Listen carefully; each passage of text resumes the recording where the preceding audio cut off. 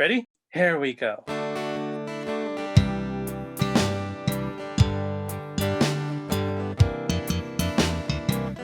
Different points of view and highs and lows. A new perspective everywhere you go. Open up your mind, drown out the noise, and see if this connected.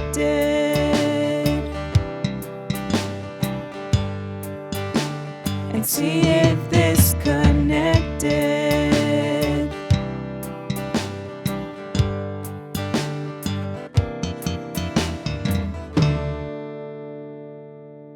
What's up, fam? The mission of this Connected podcast is to connect generations and situations about faith, life, and whatever comes along the way. To not necessarily agree, but be listened to. These conversations, of course, highlight the perspective of our various guests, and you are always welcome to agree or even disagree.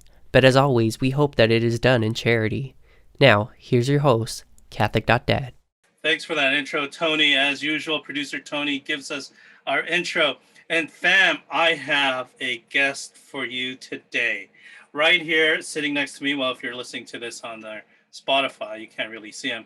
But I have Archie Lasalle from this group he started, and we're going to talk about that a little bit, to join us to talk about, well, we're just gonna catch up, because we haven't seen each other in how long? I was like, that was many years. Yeah, it might have been 7 years ago, maybe even 10 years ago. Yeah, I think it was when I first started ministry. I was like looking for people, and I remember reaching out to people at Sacred Heart and from Riverside Vicariate, and I'm like, hey, how do you guys do ministry? And I saw you guys, and I was like, man, this guy has hair, he has the look, he could sing, he has every single talent I don't have. I gotta find out what his secret, because you guys are putting out content. You guys are doing ministry that was amazing. Thank you. So what where have you been? That's like a really good question. I'm still trying to figure that out. Well, like in the last, where have I been? So where do I start? Well, like when we met, it might have been at one of our praise and worship nights. Like we used to do XLTs, and I think on that particular night I was behind the drums. So been really, really fortunate to just be involved in ministry and do music ministry. And yeah, I don't know, where have I been? So like in the last few years, well, for those of you who don't know me, my name is Archie. Yeah. Tell us about yourself, because I didn't have the bio. I totally didn't have your bio. Oh yeah. Tell us who you are. Tell us about yourself. Sure. So my name is Archie, and I was a youth minister for about almost 11 years with the Diocese of San Bernardino. And I was the youth minister at St. Catherine's in Riverside.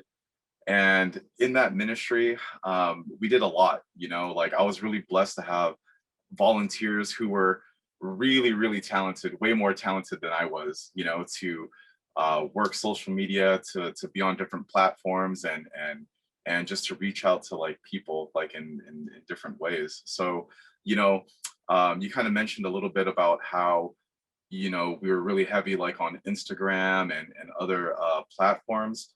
I think I remember one of my favorite platforms that we ever were on was probably Vine. Like if you remember Vine. So like, 7 years ago, Vine was still like really, really new. It's kind of like the original TikTok.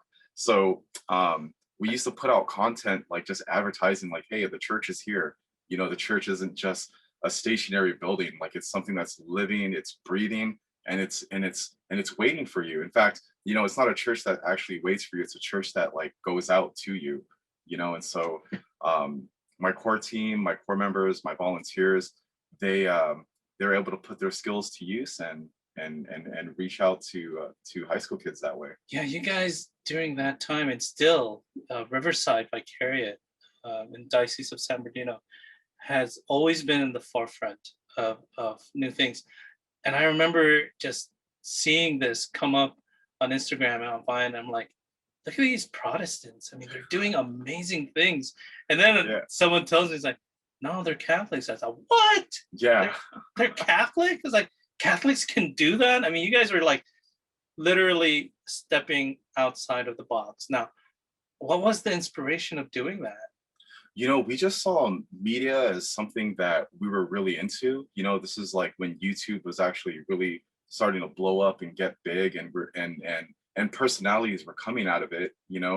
Um, and we saw that as an opportunity. Well, like if kids are identifying with these people, like let's help them identify with like the church. Like we need to put ourselves out there because we're just as quirky. We're just as nerdy, but like we're also very in love with Christ. So why not put that out there and have people see that it's okay to be just on fire for God or in love with God, that we would display it and put it in front of millions of people. Now, did we ever get like 1 million views on our channel? Like close. Like I don't know, but we put it out there for anyone who would care to like listen or see it or give us a follow or even show up at one of our youth nights.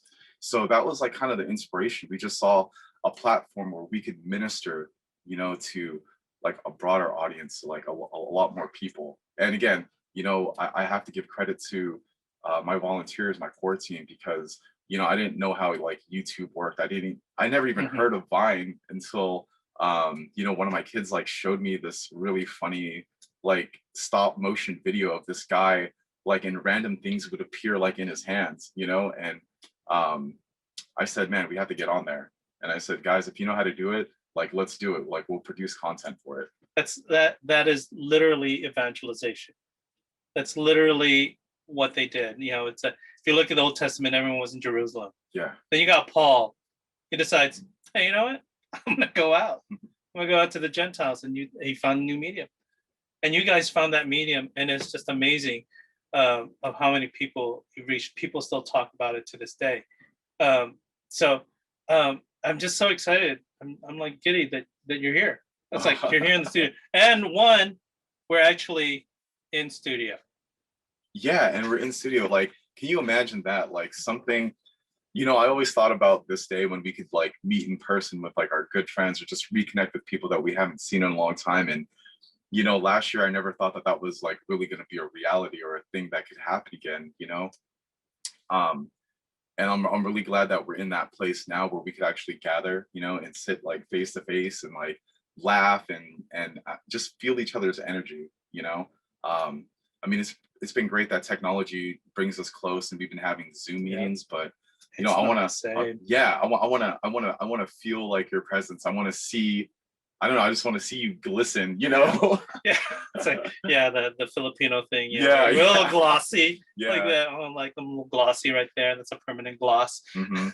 But one of the things one of the young people said to me, it's like, Mr. Al, it's like one of these things is you had mentioned one before that that the Catholic Church is incarnate, like carne, like physically present. And he had said, I'm not feeling this Zoom. I'm not feeling ministry over social media. I'm not feeling this ministry where I have to look at my computer because I can't feel people. I can't see people. I can't smell people. I can't smell the incense. I can't come close to Jesus on a screen. And that's a reality in our faith. And some people, they have a great way of doing social media, but there has to be a point where we have to do this, where we have to come together. And I'm glad that we're able to do this now, come together and talk to each other and feel each other's presence. I was watching a couple of the things, and we're going to talk about Sparrow a little bit later, but I was watching your guys' videos where you guys practice in the home. It's literally home church, right? It's home church. But I have to ask a couple of questions. Sure. Because producer Tony said to me, ask him this. And I'm like, why would I ask this? But I got to ask this. You're a musician. He's a musician. I am not a musician. Best musician I could do is karaoke. But this is the only question he wanted to ask. So I'm going to ask it. It says, have you ever played a song and you're halfway through and you're like midway, wrong key? Yeah, actually, so I have a funny story about that. Back when I first started in music ministry, about the same time when I started youth ministry at St. Catherine's, I actually used to play bass guitar for Chris Australia. You know, Chris Australia, like We gotta talk awesome, about Chris. yeah, like awesome guy, super, super talented, really on fire for God, you know. And he's had like a lot of experience and a lot of training, like in um, uh, music for and within the liturgy. So he's like a really well versed musician, right? And he has like such like an awesome work ethic. And I remember like we were learning these songs and we were playing for, it was something for the city of San Bernardino actually. So it wasn't necessarily a church event, but the city of San Bernardino actually invited the Chris Australia Music Ministry to like open like the dedication of, man, I like, Chris, if you're watching, dude, like chime in and like put it in the comments like what it was. And I know you're gonna remember this, but it was a city event. We were invited. Aquinas High School like was also there, you know, and their students like helped with like this whole like dedication thing for the city. And I remember showing up like late, so I missed the time to set up, sound check, and like just the final practice before we went on. And it literally, as soon as I got there, I put my bass amp down and I plugged my bass guitar in. We had to start playing. And so like I was out of key. Like everyone was like on capo 2, and I didn't transpose the music, and I was still like playing in the original key. And I was just like playing with it, and I was just like getting down. And then I could just feel like Chris just like kind of looking at me, or like he'd always like turn his head. And I'm like, why is he looking at me? He must be really feeling my bass line. I was like, okay. And then I finally realized, oh my gosh, I'm in the wrong key. And like I had to like, you know, take everything 2 steps up, you know, and then finally, you know, we're like, all right, cool, we're like in the groove of things. But yeah. But those are things, you know, in church and in everything. It's those errors and those mistakes, forgivable, but most memorable. And those are the things you talk about for a lifetime. Yeah. But let's get to know let's get a little bit let's get to know you a little bit. Yeah, sure. I'm gonna hook up this tea real quick, man, because like you've been so nice to. I set up some tea. It's like Yeah. I offered him coffee because I'm a coffee drinker. Yeah, And you he guys was like- gotta check this out, man. Look at this hospitality, man. This is how you could tell Arnell, pro ministry guy. Like That's he right. had like this whole spread, and this isn't even all of it. And in fact, I'm gonna let everyone see it. You think he just set up like 4 little tea bags for me? Like he wanted to make sure. My voice is cracking. He wanted to make sure. That's why I need tea. My voice is cracking. But he wanted to make sure, you know, your boy was covered. So he has all this tea for me. So this See, is my awesome. wife even said maybe he wants the ginger tea for your voice. You know what? You know what's crazy? This is my favorite tea. Like like this stuff is so good. Like yeah, like this is the one I'm definitely going Ginger for. tea. My wife was gonna boil Prince of- you some tea. Yeah, and oddly enough, it's Prince of Peace tea. Check it Prince out. of Peace. That's right. Prince of Yeah. Peace. We're just having a good time here. But I actually, you know, I'm not much of a tea drinker. I'm a coffee drinker from the province of Batangas in Philippines. Mhm. All coffee, no tea. But yeah, I asked him, it's like, hey, did you want coffee for the show? And he's like, nah, I'm gonna be awake till like 2 a.m. Yeah. I'm Coffee so puts me caffeine to sleep. sensitive. Really? Coffee has the opposite effect on me. But hey, I want to ask you, Yeah. what's one good thing that's happened to you this week? One good thing that's happened to the. Oh wow, that is a good question. So, well, one good thing that like happened to me this week is, I mean, other than actually reconnecting with friends. You know, one, Yeah. you know, being reconnected with you, but also two, this kid from UCR, and I always say kid because I met these people, you know, when they were still like 18, 19 years old. He's now I think 23, maybe even 25, but he went on net ministry, so he started doing net ministry, and he's been gone for like a year, and I haven't seen him maybe in like 2 years or something like that, right? So I was able to reconnect with him, and I got to ask him, you know, about his experiences, and he told me a lot, but he said like the biggest takeaway that he had like in that whole time he was doing net ministry was really taking the time or dedicating time to prayer, and like how prayer was something that was like integral to the part of net ministry, of being like, a missionary, of taking care of, these youth who are searching or thirsting for something, right? He said the most important takeaway that I got from it was prayer. Not so much, okay, like I'm gonna pray for, I mean, of course, like, yeah, pray for these young people, but to take time for my own personal prayer, just to be with God, have conversations with God. And that to me was something really, really powerful, because, I don't know about you guys, but I've never had so much time to myself like in this like last year. But if I were really to think about it, how much of that time did I just like selfishly spend on myself? Yeah. You know, like I'm not so busy going to like these family barbecues or like seeing concerts or hanging out with friends, and I always made time for that. I always made it a point to do that.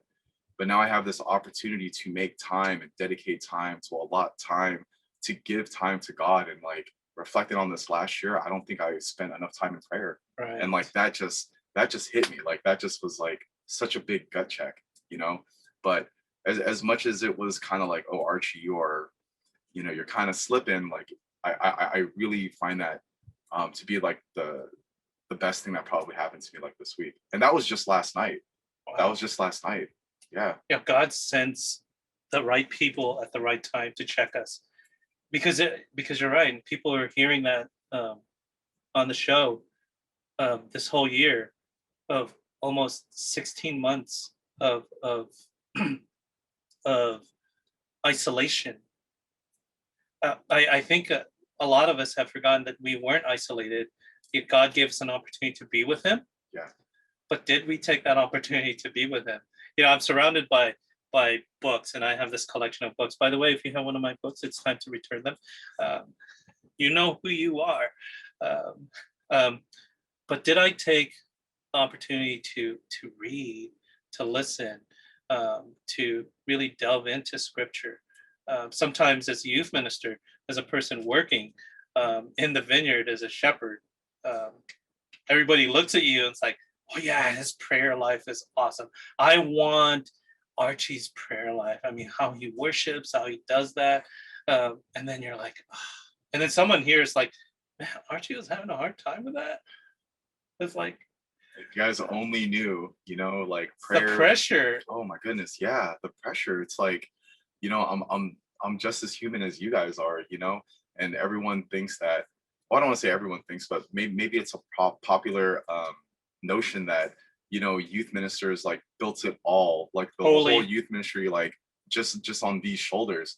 But if it weren't for all the other shoulders around me and us doing one of these, Yeah. like leaning on one another, like that youth ministry wouldn't have been powerful. Like I said, I had no idea, about Vine, or like even like where to begin to start creating that content, and so fortunate that those volunteers from youth ministry showed me, okay, well, like this is how we could shoot it. And like now now I'm very used to and accustomed to that way of like outreach, Yeah. But again, it would have never happened if we never like, did this and like gathered and leaned on each other to make it happen. But I gotta say, is the asset of a good youth ministry is being able to identify the talent in those people and empowering them to do it. Yeah. And you're right. Success of any ministry is reliant on finding those people, empowering them to do it, and giving them the acknowledgement, the affirmation that, hey, you could do this, and encouraging them. Because many a times, even us, when we were doing it and someone says, can you do that? It's like, I don't know. I don't have the talent to do that. So I think the only thing that I said no to is I don't sing. I don't sing. Here's another one thing I really wanted to know, because Yeah. I never knew this. But who is an inspirational person in your life?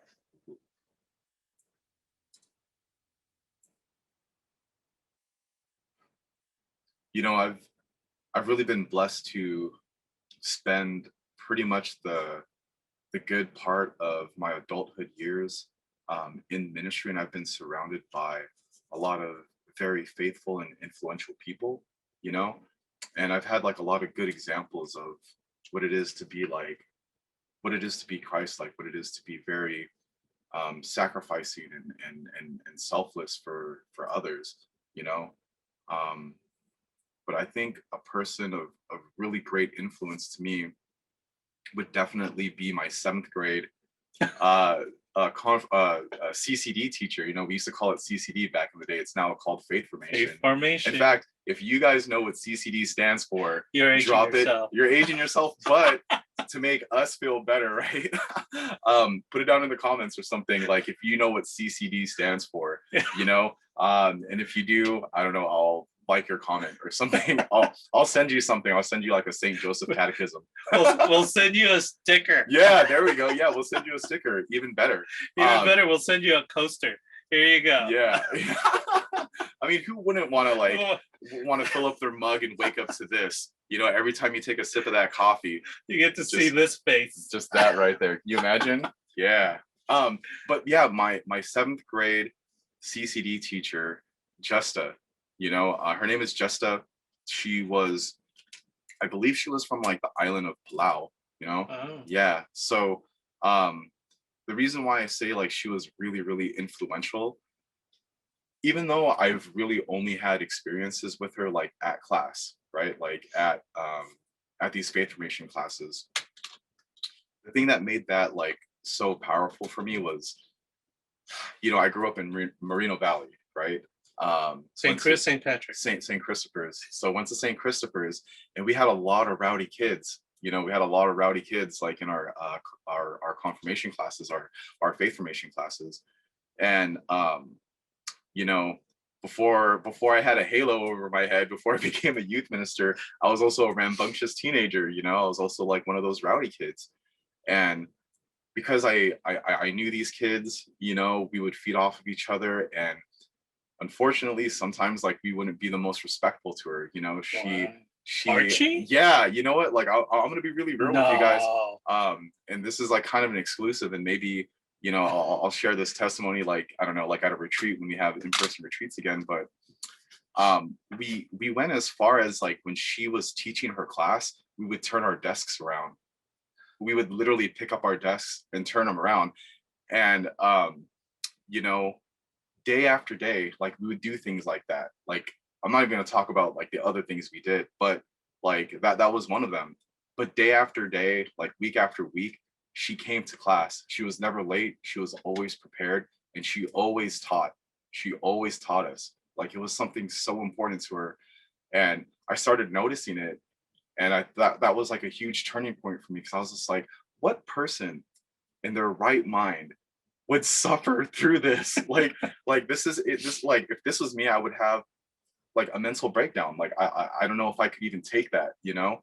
And I said, man, there must be something really special about this. There must be something so important that she would endure, you know, this type of treatment, you know. And I started listening to her, you know, like she had my absolute utmost like respect. Like it was nothing short of incredible, you know. So yeah, she was like really influential to me. So, you know, if you're a faith formation teacher and you feel, you know, that your words are falling on deaf ears, like I want to let you know, like they're listening, you know, even if they're pretending like not to listen, or even if they're like acting up like they're listening, you know. Like it hit me so hard that, you know, like it to this day, like I'm old, right? Maybe I don't think I'm gonna reveal my age, but I'm old. Like I'm so old that, like, you know, we used to call it faith formation CCD.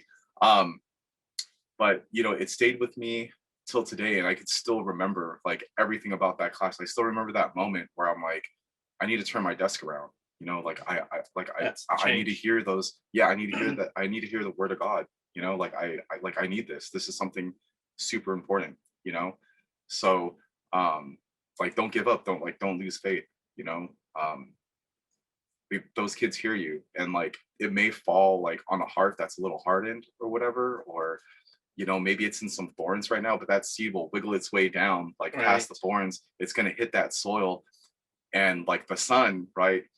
Nothing's going to stop the sun from shining on that seed and like having it grow. Like it might take some time, just like keep at it. Yeah, I love that, because there are so many faith formation teachers out there, catechists who don't get enough. Um, you know, they always get teased. It's like, what do you know? And confirmandi are not listening. I'm not one of those catechists that my confirmation class.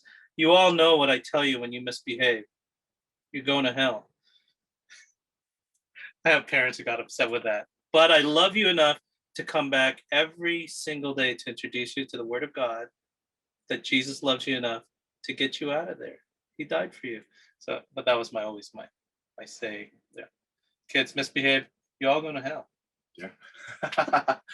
keeping it straight, keeping it truthful. I love it. Nobody else could get away with that though, except for me. It's like, and parents were like, "Can I use that?" It's like, no, we get in trouble. Yeah. But that I've always found that keeping things serious, but relatable and real to young people. Not just reading them the rote everything, but how does that relate to what you're living today? And that's what I always said, that was what's so important in faith formation was ministry, youth ministry, because that part of faith formation in class needed to be experienced outside of class. That's what youth ministry is. Now, you spent 11 years. Yeah. 11 years.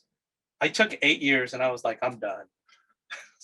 You had 11 years. And then I remember that day when you announced, and I think it was posted that you're like leaving, and everyone was like, what happened? And I think some of us was like, is he finally going into the seminary? Yeah. So after 11 years, what, it's like. Yeah. So, I mean, I think it caught a lot of people by surprise, because shock was more like it. Yeah, shock. I mean, one, if you don't know the statistic for a youth minister is like every 3 years, that's like the lifespan of a youth minister usually. It's kind of a high turnaround for a job that demands like so much like dedication. I had 11 years in youth ministry, where I wasn't just like a youth minister, but I was at the same parish for 11 years. I mean, I guess the secret is I'm just a glutton for punishment. I don't know. You know what? I think only youth ministers get that joke. Yeah. It's not a joke. It's not a joke. Man, that was like a really crazy time in my life, because having spent actually like pretty much my whole adulthood, and I am going to age myself like a little bit here. I went into ministry at the age of, I was 22. Yeah, I was 22. And so went into ministry, and actually no, wait a minute. I was 21. Yeah, I was 21. I went into ministry at 21, and I spent pretty much the next 11 years in ministry. So, pretty much my whole adulthood life, I was in ministry and I loved it. I loved being with youth. I loved seeing that kid that would turn their desk around, and then to see him do a whole nother 180, not to like face keeps me. You young. Yeah, it keeps you young, but turning that desk around and not so much like looking at me, but like now looking at God, looking at Christ, looking to Mary, so they can have a better understanding of who Christ was, and then and how to reach him. And then he's Filipino, and you have parents like, when are you going to grow up, Archie? Yeah, and that was like really kind of a difficult thing, It's interesting that you bring that up, because when I said that I wanted to become a youth minister, their first reaction, and bless their hearts, they're very faithful people, but they're like, does that mean you're going to become a priest? Like they immediately thought that. And I was just like, well, like if God wills it. And they're like, so that's it. Like, we're like, our son is going to be gone. He's going to be off to the seminary. We're never going to see you again. And you're just the only time we get to see you is at confession. I'm like, well, if that gets you to confession is to come see me, like, yeah, like let's do it, but yeah, like it was definitely a difficult thing because education had always been, number one, and to be prosperous and to, hold positions of prestige, Mhm. like become a lawyer, become a doctor, and in Become a fact, nurse. become a nurse. Yeah. And in fact, that's what I was like studying. I was studying like law. I had an internship at the DA's office in Riverside. Like I was very well like on my way on that path, but God was just calling me. He was just like constantly calling me. I was like, I think this is where I need to go.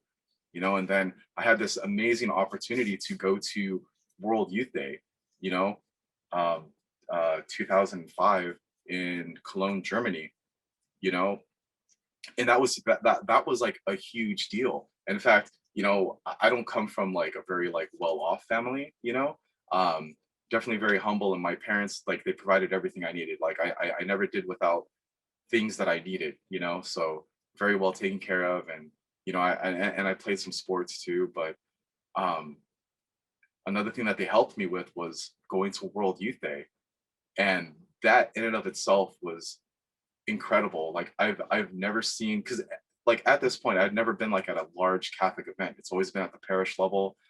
I don't think I've even went to like Youth Day Mhm. in Anaheim, or even like Life Teen Inspiration, you know? Oh, actually, the first year that I ever went to Life Teen Inspiration uh, was that year 2005, right before World Youth Day, and I was just amazed that there was like Thousands. 1,300, or yeah, or like 2,000 kids, actually maybe even more, like celebrating our faith and like coming together, for God. And I thought that was like an insane number. And when I got to Cologne, Germany, like it absolutely blew my mind. Like I was like, there's this many young Catholics that are like yelling for God, so happy, like genuinely happy, you know. Like I couldn't believe it. And I said, wow, like this is our church, you know. Again, like you see a building, like you see a church just stationary, like right here, but Mhm. like the church is the people. And like to see that, and to be at that age, like in 2005, where I was like an adult, and I had never seen anything like that before. Like absolutely game changing, you know. uh and I think that's like what did it for me. And I knew like like that was the way. I said, like I've been studying this, and I've been kind of training for like a career in law, but you know this is where God wants me now. And I said yes to it, and I don't regret it for like a single second. Like if if I were to wake up tomorrow and it's that day where I had to decide, well, am I going to be active like in youth ministry? Would I have volunteered like at the age of 21, where I could be off doing college things? I mean, I was at UCR at the time, so I could have definitely done like college things. I said no. I would do it exactly the same. I would say yes. I'll help out, get the youth group going, like at St. Christopher's. Yes, like I'll wash cars and sell donuts at every mass, like to get to World Youth Day, like in Germany. Yes, I'll work for the diocese for 11 years. I would still make all those same decisions. So there's no shoulda, coulda, woulda feelings for you. No, no. The only shoulda, coulda, woulda feelings, and like I'm gonna be 100% honest, would probably be um, that I told my volunteers how much they meant to me. I definitely told them, but I really wish that I focused more of my time on them, because I was still very much ministering to the youth in our program, you Mhm. know. So I really wish I focused more time like on my volunteers, like on my core team. I really wish, and if any of you guys are listening, you guys are the reason why like I made it through like 11 years. Definitely a lot of prayer, definitely a lot of rosaries. You know what I'm saying? But you guys are like the real reasons why like I made it like 11 years. Like I didn't have just the lifespan of 3 years. That's yeah, that's huge. That's a long time. And I'm glad you said something about investing time in your core team, because as you progress in youth ministry, you find yourself as an administrator. But you were like so active because I think you were so relatable. The youth who were in your parish and your community were so in love with you. I mean, my kids, that when they got to see you, like, can we have him as a youth minister? I'm like, no, you have me. It's like, what's wrong with you? Oh my gosh. What's wrong with you? Yeah. We're never gonna take you here again. Yeah. But that is life changing. Going to places like Inspiration, yeah. the Steubenville conferences, and for a lot of young people, that turning point. Was like, wow, I'm not the only one. I'm not the only one who's in love with my faith. And for a youth minister, seeing that, seeing them at adoration with thousands of other young people, and you see them and you see the transformation. You literally, this is what's beautiful about ministry, is when you see them have that encounter. It's like, he got it. She gets it. Now what's my role? Now it's my role as accompanying this person to move on and to be a leader and to continue on and to be that instructor, that your instructor, Mrs. Justa, being Justa for that person. And I think that's what kept me going, was to see the light. When that light hits that person, and you're like, wow, this is well worth it. Yeah. Just to see them experience the love of Christ, and all of a sudden you're like, it's like the biggest high. It's like the biggest youth ministry drug. Yeah, absolutely. But I want to move on to something, because I'm reading this new book from Brandon Voigt. It's called Return. If you guys haven't bought it, we're not being sponsored, but Brandon, if you want to send us a couple of copies, we'll share it with people. But I want to share with you some statistics that are so staggering. And it's like, it says here, statistics are troubling. An average of 6.5 people leave the Catholic Church for every one that joins. 6.5 leave for every person that joins. But this is the one that's even more staggering. It's scary. 50% of young people who were raised Catholic are no longer Catholic today. 50%. And the issue there is the young adults, your age group, that people, when we did ministry, it's ministry with people in middle school and high school, and they're so alive. And then they turn 18, they're young adults. And some parishes have great young adult ministries. And there are some really great young adult ministries. I could mention them, but I won't mention them all because I might miss one. But most parishes don't have young adult ministries. They have vibrant youth ministries, no young adult ministries. And then you have this parish, this community that has young people, old people, and no young adults.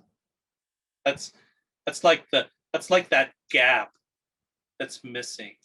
How do you feel about that? And what, with what's going on in our church, where we're missing a lot of the young adults? And what do you think we could do to turn that tide, to bring them back to understanding that the church is relevant?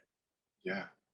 Well, I think it's definitely recognizing that is something that's happening within our church. There's a lot of amazing movements of like the Holy Spirit, like within our church. Our church is growing like in faith, and it's reaching people and it's converting people, and that's great, but I think it's also embracing the fact that, so many of us that were cradle Catholics, born and raised, like we're losing them, and I think it's because we're not taking advantage of outlets, to reach out to these young adults, to these young people.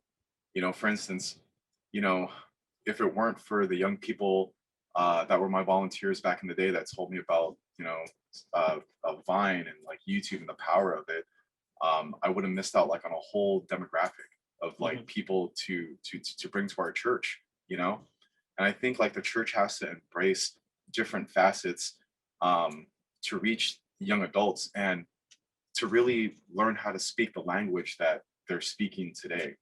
Like for instance, like you having this platform, this podcasts are insanely popular, and it was so easy for me to like come to you and then just talk about whatever it is like we need to talk about, and can you imagine that as a young Catholic, you're struggling and you're listening to your music, or you're listening to your favorite podcast, and then you see like this weird yellow and purple sticker like pop up, and you're like, okay, I kind of recognize this little like circle symbol like right here. Yeah, You guys know what it looks like with right? that cross. Yeah, with that cross, you're just like, all right, like let me just shaped like the Eucharist. yeah, just say yeah, like very subtly like put in there, and you just click on it, and then you're just like, whoa, like here are like a lot of things.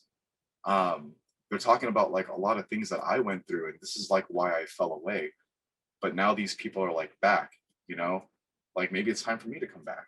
Or wow, like I get to hear stories of like struggles, and like it's so relatable, and it's really being relatable, right? Like I really hope that when I was in ministry, I didn't look like some saint statue, because how unapproachable is that? In fact, when I first started ministry, I got this all the time. Like people always told me, Archie, you don't even look like you believe in God. I was just like, what? And let me explain. Yeah, and like I'm gonna send some pictures to Arnell and to like his producer, because you guys will see exactly like what I'm talking about. I mean, 10, 15 years ago, I was actually, before I was playing with the Chris Australia music ministry, before I was doing worship music, I was in like this power pop band, right? Basically like an emo band, right? And we were, we were playing shows, and like I looked like one of those hardcore like emo kids, I had like the swooped hair, I all wearing black. Yeah, wearing all black, just looking really, really edgy.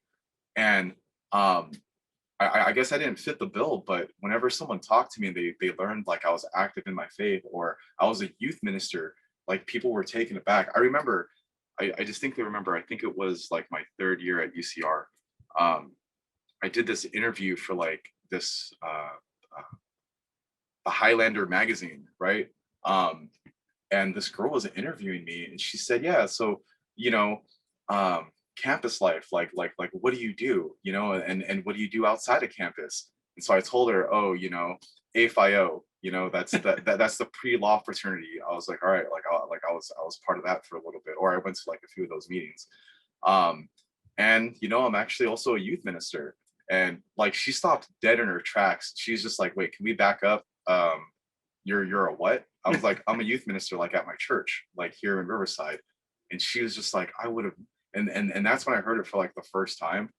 She said, man, I would have never thought, you're a follower of God, a follower of Jesus Christ. I would have never thought that you'd be like involved in faith. And then like, she actually dropped the interview and she just talked to me about that. Like I don't even think my interview made it into the Highlander, because she only asked me questions of like about faith and like how I got into it, and she's just like, yeah, I've been away for a long time. And I said, well, you may have been away for a long time, but God's been waiting for you this whole time. So when you're ready, he's ready. And that's all I said. And I really wish I would have kept in contact with her, because I have no idea where she's at, but I pray that, at some point, you're able to feel that you belong, that, you are missed, that even if you've been gone this whole time, however long it was, someone's been waiting for you like that whole time.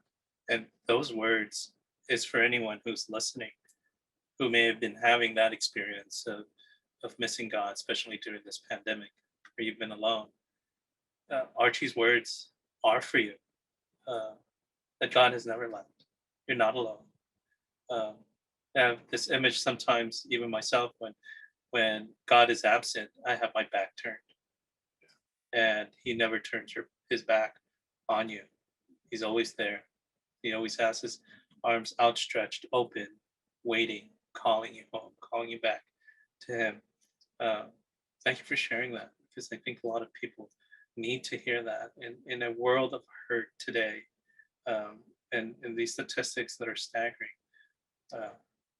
I feel that it's not that they want to leave; it's that they're waiting for an invite. They're waiting for someone to speak their language and do exactly what you did to that one for that one person, is just be yourself. And I tell people, it's like, how can I evangelize? Just be yourself. Share yourself. Which is amazing, because are you going back to being a youth minister? Man, what a, you know what? I just threw that in there. Yeah. I just threw that in there. It's like, you are so slick, Arnell. My goodness. It's so funny, like how all this happened. How I reconnected with Arnell, because like I haven't, man, we haven't spoken maybe in like at least 5 or 6 years, right? Because like we were still like text messaging each other, like even though we didn't see each other like physically. I was trying to get information. Yeah. It's like, how do you do this? Yeah. And that's like something that's always been like on my heart. I mean, it being a youth minister, just being involved with church, just being in love with Christ has been such like a huge part, has been such a huge part of my life. And it really defined like who I was like as a person. Like if you would ask anyone in church or even outside of church, people that I knew like in downtown or like in the music scene, they'd be like, oh yeah, that's Archie, he's a youth minister. He's a youth minister. Yeah, it's like, no, he doesn't play bass he's not some emo bass player, like he's the youth minister. But yeah, I've definitely thought about it, and it's like something that's been like tugging on my heart. Maybe not so much, and this is something that I need to spend some time in prayer to really contemplate it. But I really feel like God has been calling me back to him to like serve in a more present and a more active like way. And what way is that? Or like, how can I do that? How can I go about it? I'm still not 100% sure.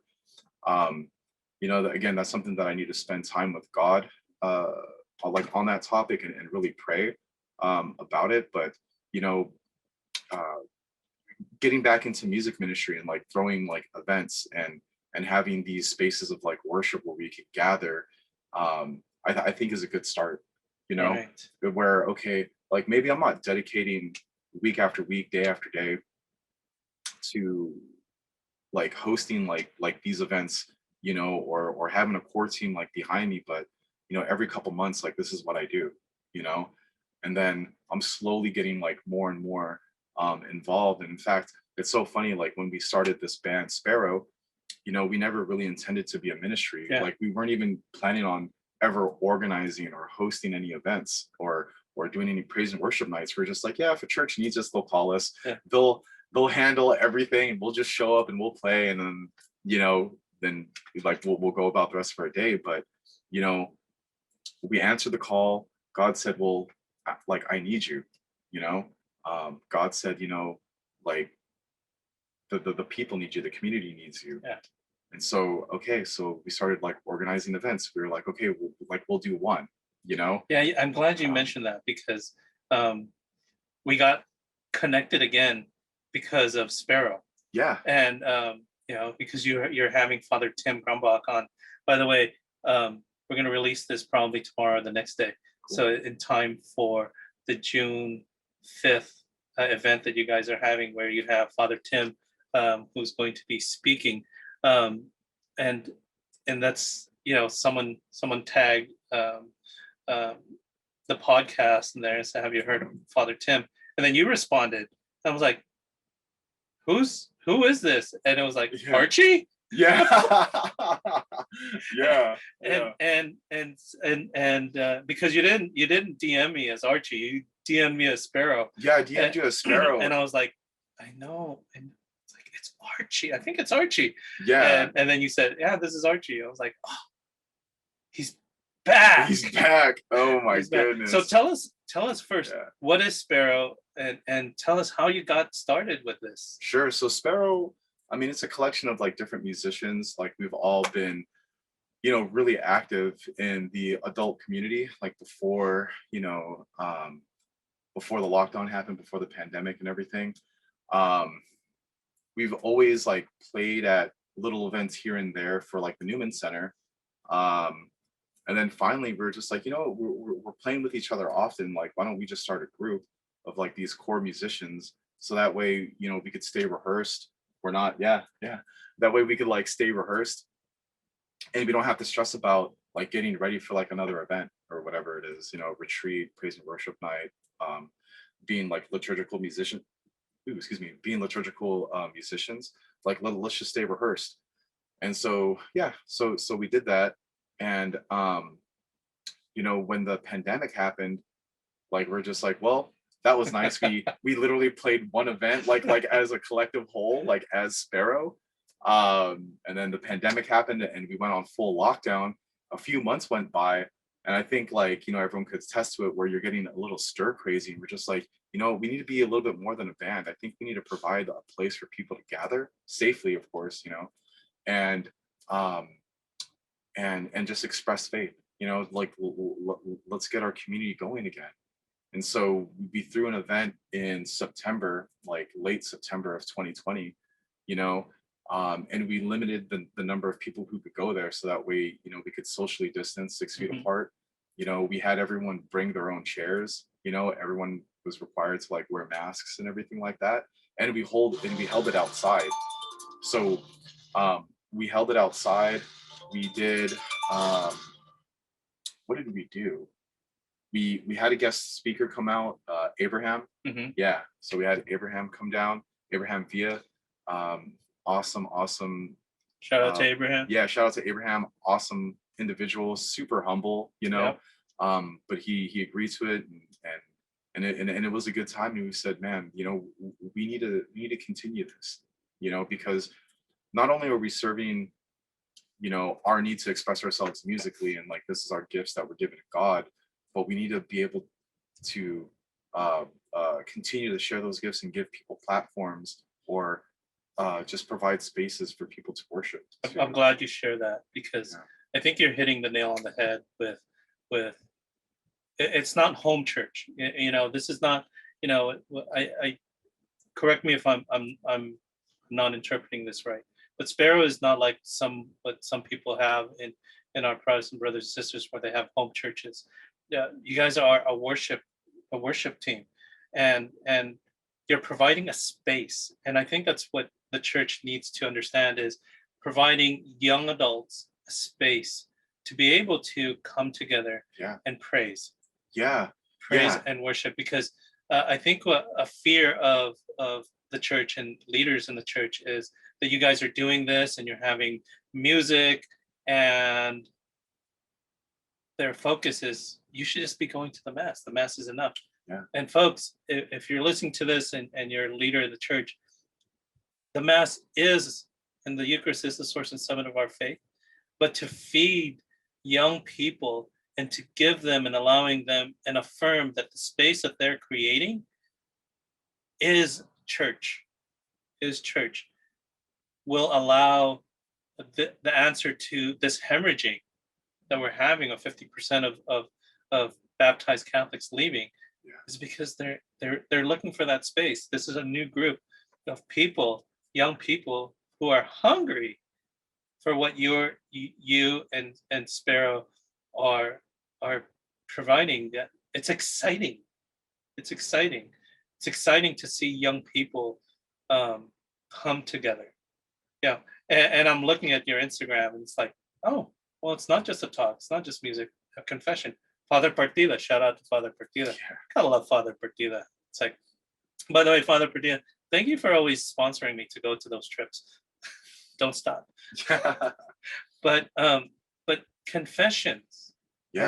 And Eucharistic adoration. Yeah, and that's something that's really important to us, because I know, we're often referenced, and I do that to Sparrow as well, that we're a worship band, or we're worship leaders, but we're very sacramentally centered. Yes. And so the whole idea was the very first event that we had back in September.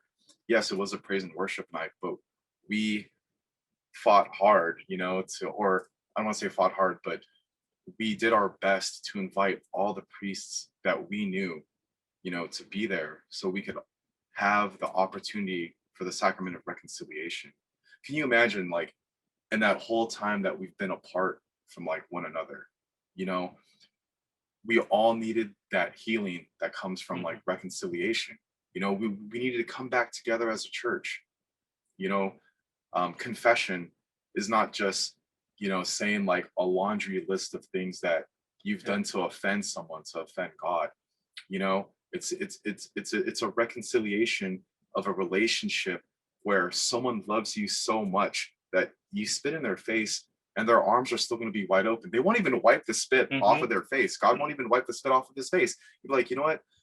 This sin, some people would say, oh, it's a spit in the face. And like that person that you know, just cleared out your lungs with phlegm and just let it out on them, and they're just smothered in like this gross, disgusting mucus and just this dirty, infested thing, would never take you back. But that's not true. God wouldn't waste his time to wipe his face.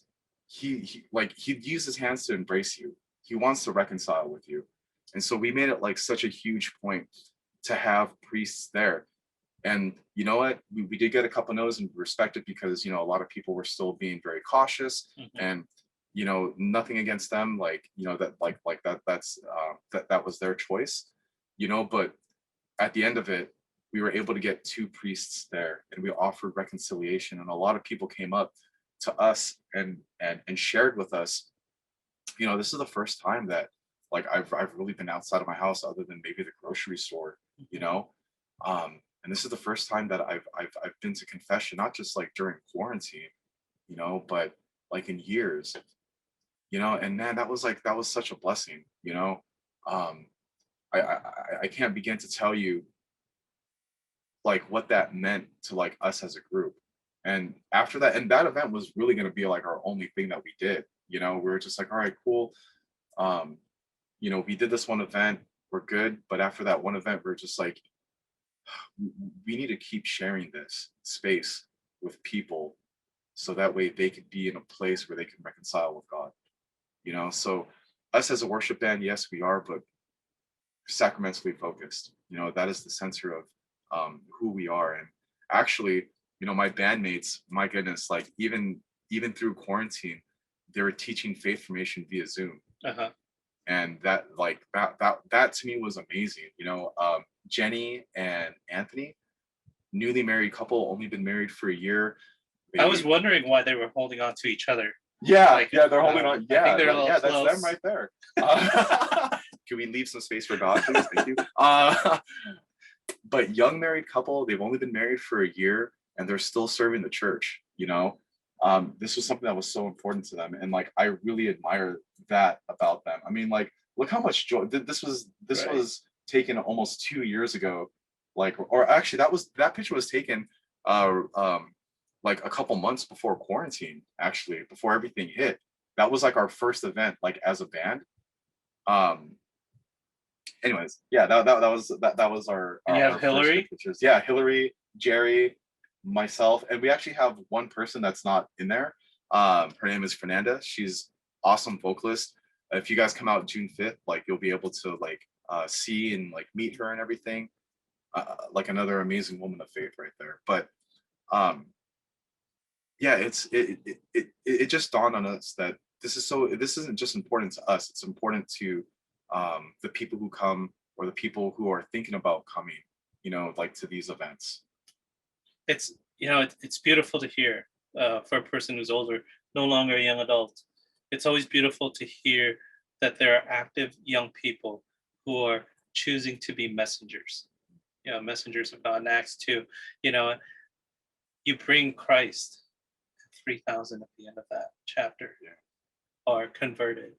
They come to the Lord. And that's what you guys are doing. It's beautiful what you guys are doing, providing that space, that safe space for people to love and fall in love, to be reconciled, to hear not your message, but the message of Christ. That, they are in the midst of chaos, but there is freedom in believing. There's freedom in believing. I'm so happy that you came here. You know, it's Yeah. like, what does sparrow mean? Oh, so sparrow. Yeah. So sparrow, it's a bird. So No, it's not. actually Latin. So it's a Latin word, and it's actually a verb. So translated, it means to hope, or I hope. You know. So the literal translation is like I hope, sparrow, I hope. And we still use it as a verb, but we tell people it means to hope, Hmm. like a verb to take action. So we're all about taking action in our faith. We don't want to leave it just to something that's very introspective, but we want to act on that faith, act on that hope, like in our environment. We want to be active in faith. We're young adults, we still have a lot of energy, you know um and if we're blessed to have that Holy Spirit, that fire like within us, That's right. man, we're gonna like ignite the lands. So That's what we need to do. yeah. Before I ask my final question, I got a speed part. Sure. Okay. Because after that seriousness, I got to go to speed here. So, favorite TV show? Walking Dead right now. I love that show. Walking Dead. It's like my wife watches that. Will come and she's like, I don't think that's very Christian. It's like, this is so amazing. Yeah. It's so amazing. Favorite band? Oh man, Sparrow. Favorite singer? Good singer.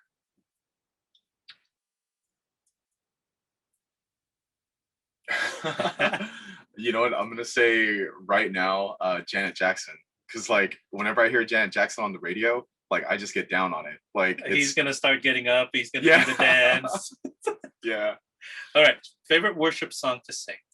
Oh my goodness. So Hillsong's song, when my feet, yeah, when my knees touch the ground. Or oh man, so I'm forgetting the title of the song right now, but the lyrics are, uh, I'm gonna look it up on my phone actually. Like I want to give you guys the exact song title because I think everyone needs to hear it. This is amazing. By the way, if you have not heard Archie sing on June 5 when you guys come,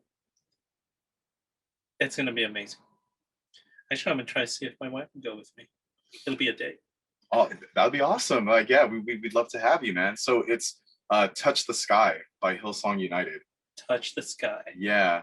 And like one of the things, one of the lyrics in here that really, really hit me, and like this is probably why it's so powerful to me, is I touch the sky when my knees hit the ground. Like at our lowest, like yeah, when you're at your lowest like point, you feel like that's like the end of the world. But like for us Christians, for us Catholics, the moment that we could surrender whatever it is that's going on in our lives, and like our knees hit the ground, Yeah. that's when we're the closest to like divinity, because finally we're in that position where we could fully trust, like what God has in store for us. So, I remember the first time I heard that song, I'm not like a crier, but like I was He's man, a weeper. yeah. Yeah. So The man weeps. What are you afraid of? I'm afraid that not telling people who are such like a big part of my life, or not letting people know who were such a big part of my life, that they were a big part of my life. So it's kind of like my mission now to like reach out to those people and say, because of you, I was able to be in ministry and do this for as long as I have. Wow. Last question. What are you learning about yourself lately?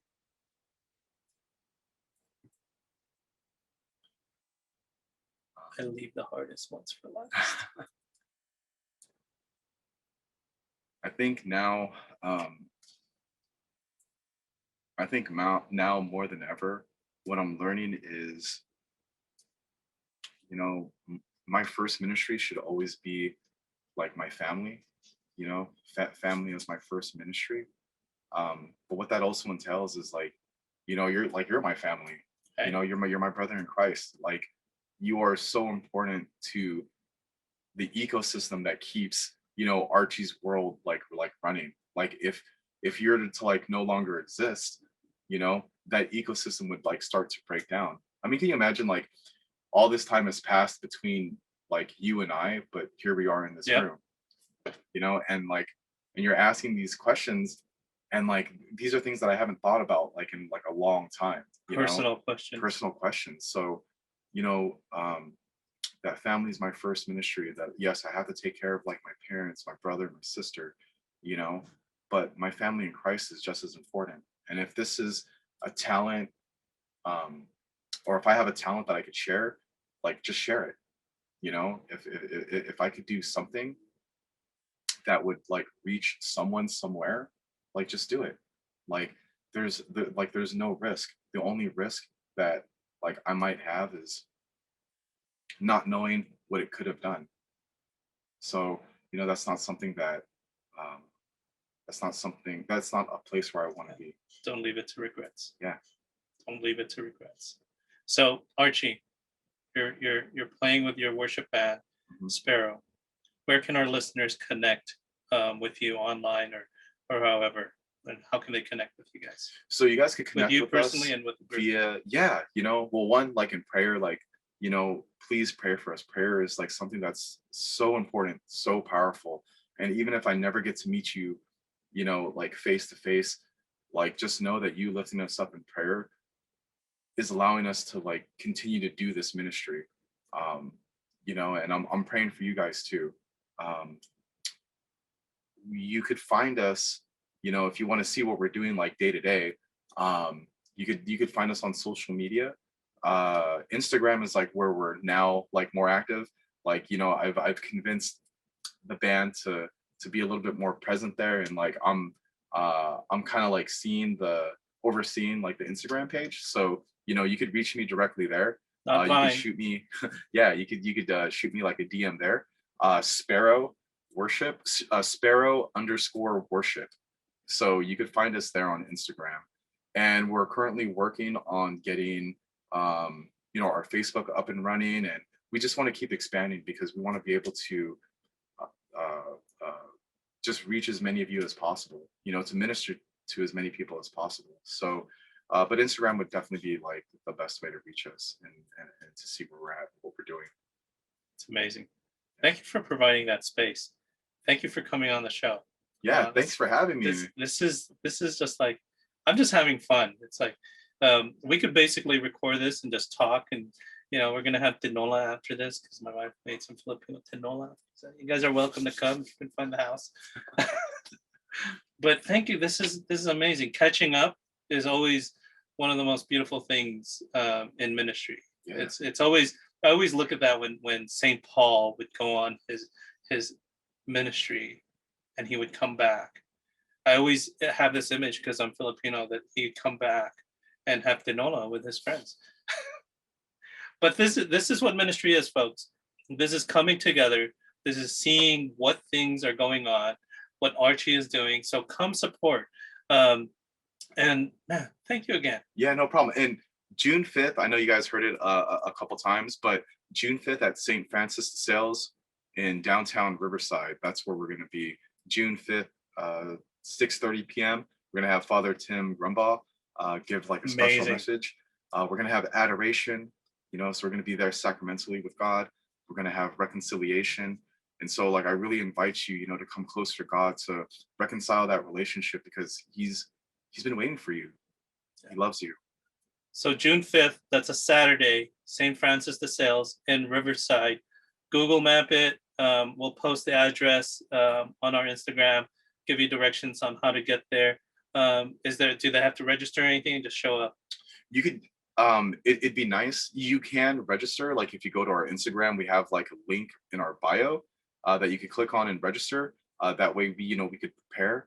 But if we just got a flood of people, I would not be mad at it. So don't even worry about like registering. Just come down. Just come as you are. Just come down, and we'll welcome you with open arms. Yeah. Come as you are. Remember, this is not youth ministry. There's no pizza. Literally no pizza. Well, fam, that's all we have for this time around. I hope I hope what we shared here, I hope what Archie shared with us connected with you. Please share our podcast with all those with people that you know, just to get them to connect. Also support us, like us on an Instagram, give us a like on our page. As Tony's gonna kill me, this is on that YouTube channel. Make sure people subscribe on Spotify, on iTunes, whatever it is. If you guys have a comment, you guys want to connect with us, send us an email at catholic.dad50@gmail.com. And again, as producer Tony says, if you want to send us a couple of bucks on PayPal or Venmo or whatever, or you want to support us on our Patreon, feel free to do that. If you're one of the high school students who don't have a job, have your parents do it for you. You know, as little as $1, $5, whatever, we'll accept anything.